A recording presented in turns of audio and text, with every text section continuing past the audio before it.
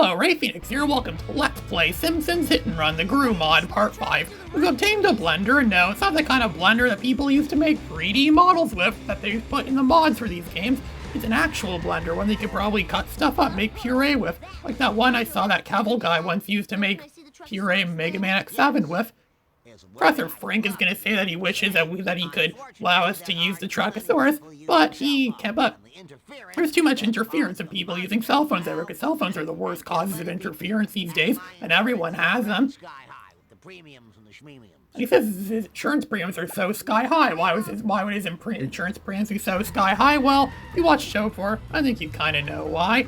We're going to be doing some twisted metal like car combat action. We're going to be smashing into those cell phone user cars to destroy them. Normally I'd still have the Mr. Plow at this point, so you had to use the Mr. Plow for the previous mission, and I'd still have that car with me, so I would just use that. It's the most logical thing to do, is to use that to destroy these cars, because Mr. Plow is very strong. But of course, we don't have Mr. Plow in this mod. We don't really have any cars at all. We just have the Electricus, so that's what I'm forced to use. This is going to get badly beat up. It's not like Twisted Metal either, where you get weapons. You just have to simply ram into other cars, or ramming speed, just smash into them. And look, there's smoke everywhere. If Gru were here right now, he'd be joking about how much smoke there is in my face. I can't see anything through all the smoke. That's right, Steve Carell. I can't see everything through the smoke. Just kind of roughing up that guy a bit, just getting kind of... Yeah, I wonder if Fiendly considered this game to be a non-Twisted Metal car combat game. So he has like a very broad definition of what a non-Twisted Metal car combat game is. You might consider this. I mean, I bet you consider a game like Jak Free to be like that. If Jak Free had car combat in it, so did Jak X Combat Racing game I briefly got to play a bit a few months ago. I still have an ISO of that on my computer. I'll probably be playing that eventually. I might even be playing on my new computer. My new computer is actually working a lot better than I originally thought. My new computer, I just got a new computer a few days ago. It was crap when I first got it, because Microsoft put this really stupid thing in it where you have to like answer this question thing, where you have to like move this guy around and get him on the right tile, which didn't really make any sense. You can't really tell what tile he's on or where the tile actually is. It doesn't let you use your computer unless you can solve an inhuman question, which is kind of, a stupid thing to do. Let's use the audio one, which that kind of works. If you don't have speakers or something like that, you wouldn't be able to do that then. So your computer pretty much be unusable, inoperable, which is what a lot of newer computers are because of this stupid stuff. I think it's really dumb that they do that. I did tell Microsoft they shouldn't be doing that with their products. Microsoft's a dumb company and never really cares about its customers. It never has cared about its customers. It never will. I think they did back in the day, but those days are long and truly over. Same with the people who make video games. Video games are really big these days, which is why they don't even fit on real discs anymore. It's just all on the internet now. Back in the days when games were short and fun, like this game, they should make more games like this nowadays and charge a cheap price for them. They can sell them on goodoldgames.com or some website like that. There we go. How many of these cars are there? It's almost like in that Empire Strikes Back game where you have to constantly shoot at those AT-AT things that are going at you at the screen. There seems to be an infinite number of them. Good thing it gives you more time too. It gives you more time every time you kill one of the cars, extend your time. Otherwise, I'm not sure if I'd ever run out of time or not. I think there might be some kind of challenge like that here, but I don't know. Then my car is really smoking now. It's smoking. Oh, yeah, it's all beat up now. This car almost looks like something that could have been in Twisted Metal. The back of it almost looks like if you colored it yellow and added signage on it saying it's a taxi, it would look like Yellow Jacket's car. It also looks like the first frame I ever saw of the original Twisted Metal, to see the back of Yellow Jacket's car on that PlayStation demo disc in 1995.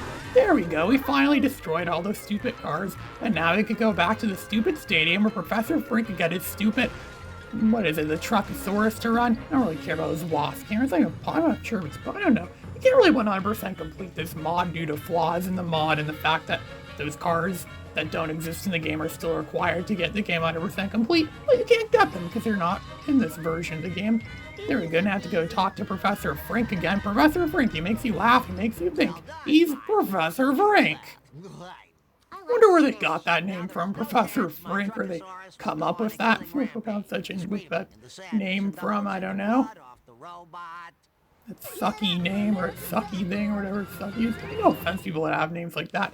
It's kind of a weird name. It sounds like something that could have been maybe some other kind of... It sounds like we took the word think and Frank and somehow mixed it together. I remember thinking his name was Professor Frank at one point in time. because of how unusual it is. See ads for Gabbo in the background too. Krusty Burger, the Java server, and of course Gabbo. What else would Gabbo be? I remember they made a big deal about on that. What is this Gabbo? They advertised it for weeks on end. Gabbo, what is Gabbo? Maybe we're going against Gabbo right now. And then we're gonna get abducted by aliens.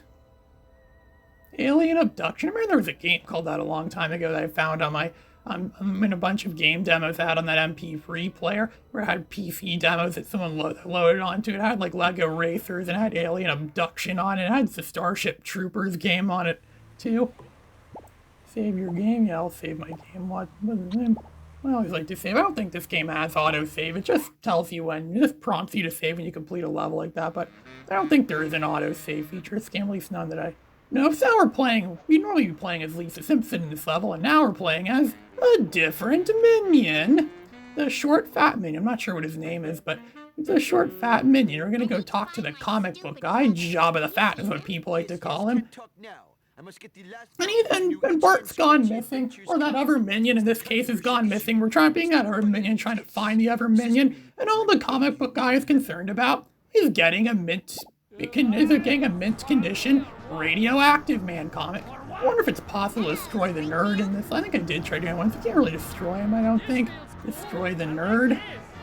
Mostly just phasing through the walls again, because it's really hard to control this thing. And the thing rolls over. It's also like in Twisted Metal 1 and 2, where you just roll, your car can just constantly roll over. That's what this thing is like.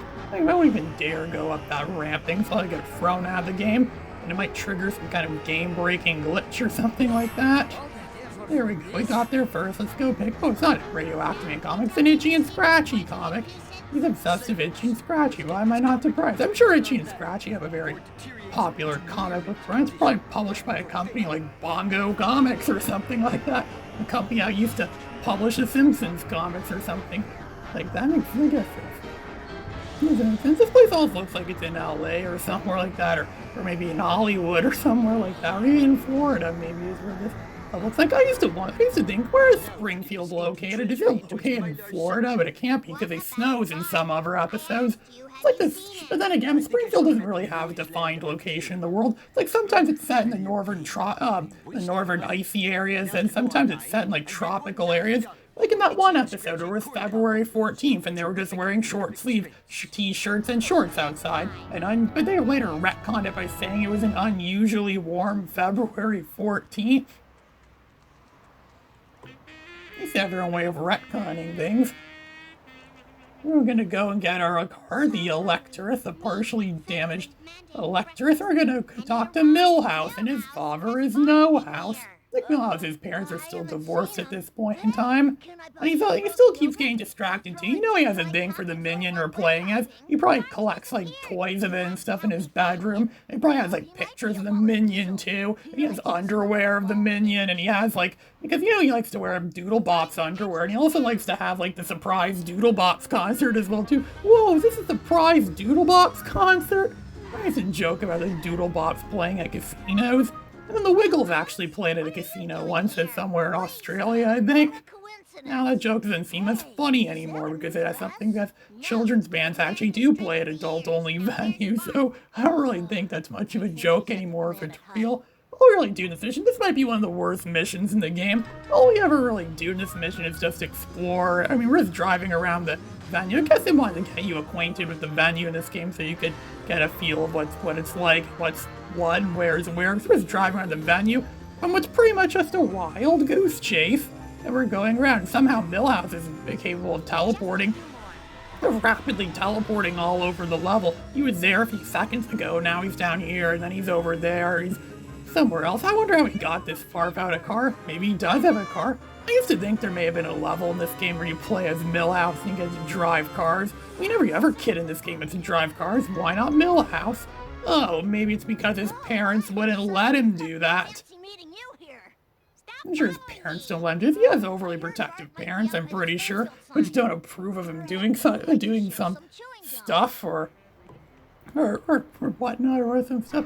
Don't you have a way to get through here quickly? Yeah, it is. Yeah, the car barely fits. I'm sure Gru's car wouldn't be able to fit through that. But then again, his car can fit through everything when you press and hold the H key, right? It's driving through Squidport. I didn't think they're supposed to be driving here. Remember they had like a bunch of food vendors here, and all the food comes from the same place. They even have like a tunnel that goes all the way to Moe's Tavern. Remember that from that episode of Simpsons? And that one where Lisa's the babysitter too. I love that episode. People don't seem to like that episode as much, but I loved it where Lisa was a babysitter. She's not the only Lisa I know of the babysitter. There was also that Lisa from Dexter's Laboratory that was a babysitter as well too. One of the most popular one-time only characters on Dexter's Laboratory. I didn't realize how many one-time only characters were in that show that actually became quite popular. And then there's seeing Mel's again at the falls, the Springfield Falls. It's not Niagara, I mean it's their version of Niagara Falls, because Springfield always claims to have the best things ever. Like when they claim to be the birthplace of the Beatles, and then they claim to be where Niagara Falls really is. And then they claim, I don't know, maybe it's where George Washington really, maybe they claim it's the birthplace of George Washington or something like that, claiming things that are obviously not the case. I really like Lisa Simpson's theme in this level. The theme where you just drive around through the maps of the map if there's no mission. It's one of the best themes in the game. People say, how can Lisa Simpson have the best theme in the game? Well, she kind of does. It really does fit, too. It really does fit here in some sort of, like, tropical area or tropical section. It really feels like it could have been somewhere tropical. There's Camp Krusty over there. Yeah, it is a really crusty camp because of how poor their rules are, and they're ruled by bullies. It's a very crusty place. I'd say if this were a crusty game, I'd say it fits perfectly. But this game is not very crusty, actually. It's actually pretty free of glitches. I don't think I've noticed very many glitches in this game. I haven't been playing this game. I've been playing this game for nearly 2 decades now, and I haven't noticed any real glitches or game break stuff. I guess it goes to show how well they really did put a lot of thought and effort into this game. They also put a lot of thought and effort into Crash Tag Team Racing when they made that. It feels like this, but not as good. What do you expect? It's Crash Tag Team Racing. It's supposed to be a racing game, and it feels more like a party game or a carnival game than an actual racing game. They should have called it Crash Carnival or something like that. I think that name was already used in Japan or something like that. So we're going to be riding in the principal's car, that Principal Skinner. He looks like Tom Bergeron, apparently. And we ride there, his mother's in the back. Seymour, the house is on fire! No, mother, it's just the northern lights. I still wonder what it would have been like if they made a sequel to this game. But that was just like this, but a lot larger. Had way more cars and way more characters. That would have been awesome. And yet, we never got that, simply because we don't deserve it. I sometimes think the same of Slamfest 99. Maybe the real reason why Slamfest 99 never got found is because we simply do not deserve it. Just simply to think, well, we know the real reason why Slamfest 99 will never get found, because it was made in a time when the internet was very new and live streaming wasn't very popular. I'm not going to get too deep into detail on this, but it's in a time when the internet was very new, and a lot of internet lost media is some of the hardest lost media to find. And no one knows if anyone has a copy of it anywhere. It's been so long now, no one knows if they'd ever really have it or not anymore. So it's probably never going to get found. And searching for people have been searching for it for years now. It still hasn't been found. There we go. We got the meal at Krusty Burger. I wish I could eat at Krusty Burger. Krusty Burger is a real place.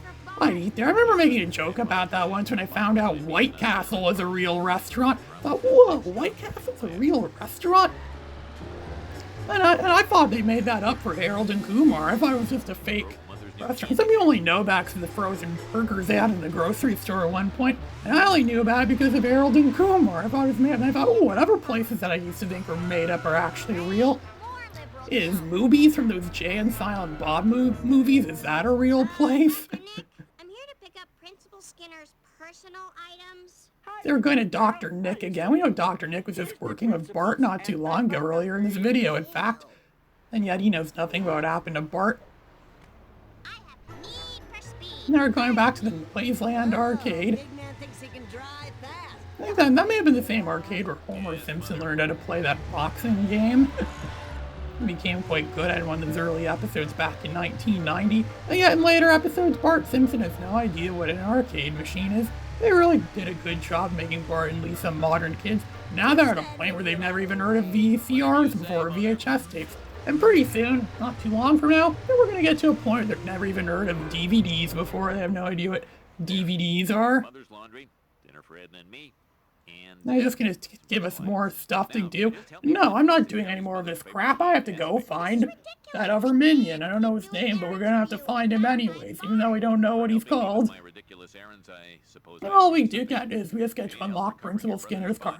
Is it better than the Electress? Ah, no, it's not better than the Electress. I'm still gonna keep using the Electress. It's cool, sleek, and white, so I'll still be using that.